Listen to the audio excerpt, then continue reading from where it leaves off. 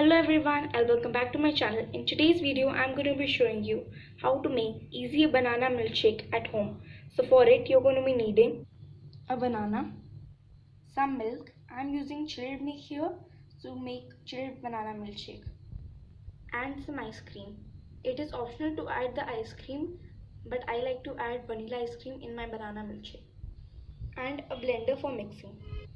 Now let's get started. Now first, in the mixer grinder, add a banana and add very little of milk and grind it till it becomes a smooth paste.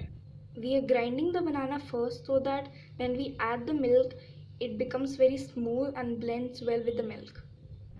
After grinding the banana, add some milk and ice cream in the blender and mix it well and blend it in the blender. I have added the milk and ice cream both, and now I'm going to be blending it.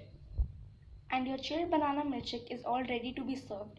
You can also add some ice cubes in it to make it more chilled. Thank you for watching my video. If you like it, then give it a big thumbs up and subscribe to my channel for more such videos.